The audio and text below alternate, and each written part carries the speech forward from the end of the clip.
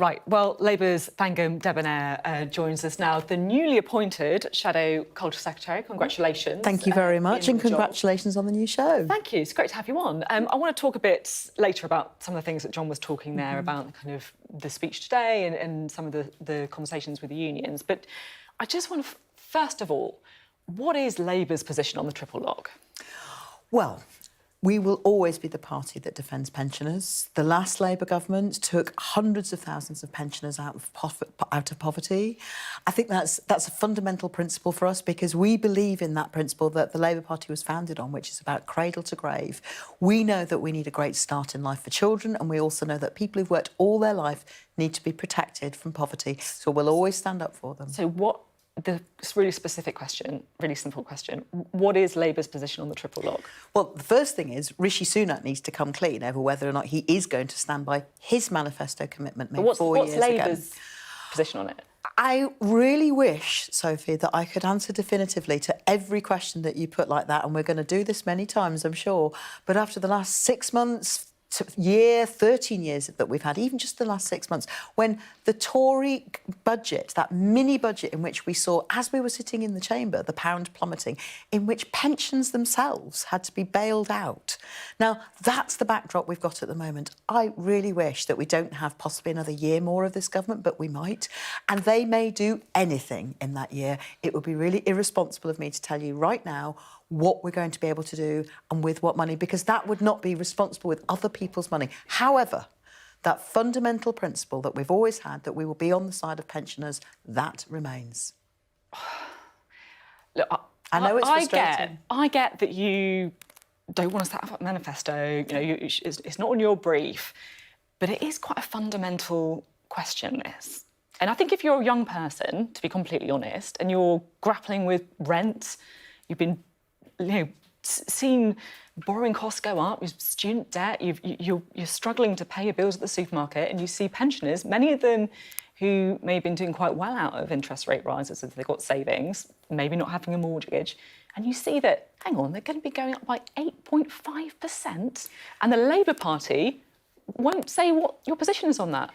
And like I said, I really wish I could give you a definitive answer to what we're going to be able to do after another possibly 12 months of Tory damage. What would you like to do on the triple lock? What would you like to do? Are you in favour of it broadly? Do you think it's a good thing, or do you think it's unfair? You mentioned young people there, and you mentioned the crisis they're having with their rents, with mortgages, if they've been able to get a mortgage. There will be another 2.6 million households next year who will come off a fixed-term mortgage, many of them young families, or many of them young people wanting to start a family. We've got to try and find a way of balancing the economy for everybody. £2 billion that's going to be a year different. from that's changing difficult. the triple lock. That's difficult, and it will be a much bigger challenge than that. The first thing that we're going to need to do, the overwhelming priority, and with Rachel Reeves as Chancellor, I know we can do it, but it will be tough, will be to stabilise the economy and then to grow the economy. Now, businesses tell me, and they tell Rachel, they tell all of us, the thing they most need is a government that is focused on that stability. If we're able to do that, and I think we can, I think we've got the policies and the approach with business to do that, if we're able to grow the economy, that will mean that the state has more money to spend. That's fundamental to other reforms that we would dearly love to make, but can't at the moment promise until we know, A, what damage the Tories do in the next possibly 12 months, and therefore, B, how quickly we can grow the economy. That is overwhelmingly the #1 priority for the next Labour government if the country trusts us and votes for us in the general election. How can you expect the country to trust you and vote for you if you won't tell the country what your fundamental principles are on stuff like the triple lock? I mean, the fundamental principle is we will always be on the side of working people, of pensioners, of young people. That is a principle. That is kind of meaningless. But anyone could say that. Rishi Sunak could say that. Anyone doesn't, but he doesn't, does he? Well, he doesn't say he's on the side of working families. He has Conservatives say that all the time. He hasn't settled the question. He's in government at the moment. He's the one that's got the levers on power. I wish he didn't, but he does. He hasn't said whether or not he's going to stick to his manifesto commitment. Now, that's something we will not do. people need to know that you're poised and ready to take over. And we are. And the fundamental principle there is of growing the economy so that we've got more money coming into people's pockets through good jobs, as Angie Rayner was talking about so brilliantly today, through getting good pay protection, good ways of growing businesses, businesses who tell us that they are sitting on capital that they want to invest and they don't because they don't know the direction the government's going in. The next Labour government has set out clearly what direction we want to go in. We want to invest in the first clean energy revolution to get us to net zero energy by 2030. That's a clear direction of travel because it shows businesses how we want them to consider investing and plan for the future. We've said that we want to make sure that we use scrapping the non-dom tax relief to invest in our public services. We know what schools and hospitals need in order to be able to get more people off. There's 3 million people who are on sick leave at the moment who could be working. Now, in Labour government, that's a fundamental principle. We want people in work, and to do that, we need to repair the health service. That's quite radical. I think that's bold. It costs a lot of money repairing the health service. Yes, and that's why we're careful not to announce plans that we don't know how we're going to pay for. That's why it matters, because it's other people's money, and we know how we're going to do that because we know exactly which tax break we're going to cancel in order to pay for it.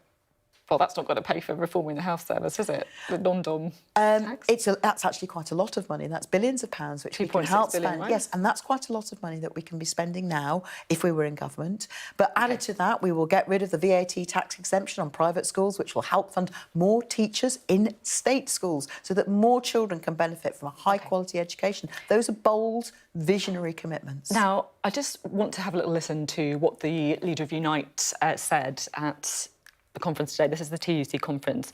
Unite, of course, donates quite a lot of money to the Labour Party. She had a few words of advice. Let's take a listen. But I would like Labour to be bolder. I'd like them to see and come out with policies that is really going to change what's happening in Britain today. Britain is essentially broken, and I would like them to come out with bolder policies. You say you're being bold. You better tell Sharon Graham she doesn't think so.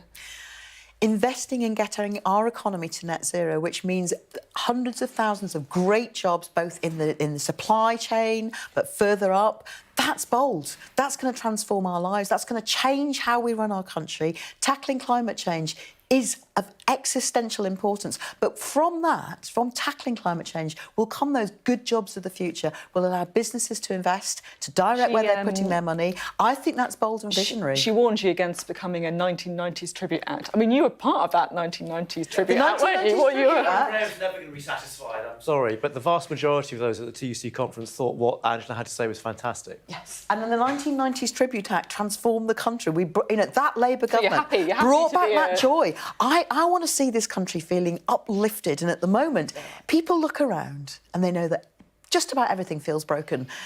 Whether you're trying to get to work in public transport, or you're trying to drive down the road where there's potholes, or you're trying to get a passport, which has been so difficult, it's just the basics are not working. I want to talk a bit about your brief now. What's your kind of top priority taking over the culture brief? Well, for a start, the arts and culture and sports sector provides over £108 billion to this economy. That's an incredible thing to value and treasure, but it could be so much more. I've come straight to this interview from an event with part of the cultural sector. They are eager to do more, to create more jobs, to sell more, to make more.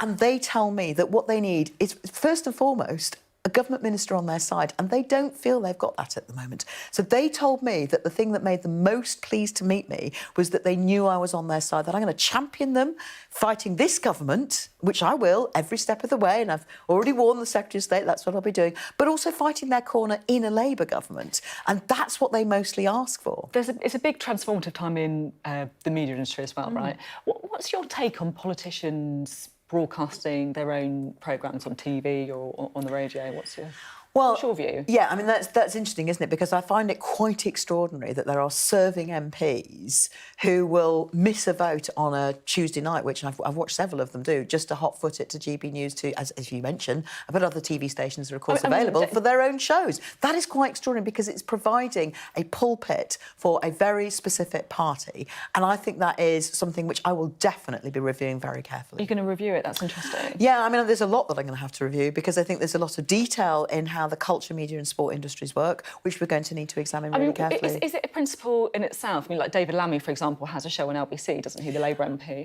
But what I see pumping out from those Tory MPs who are doing their shows every night is pure Tory propaganda, and I just don't think that's okay. It's just okay if they're Conservative? No, it's not okay if they're using it for propaganda for a political party. I think that, that we need to make sure that those regulations are fit for purpose in the 21st century.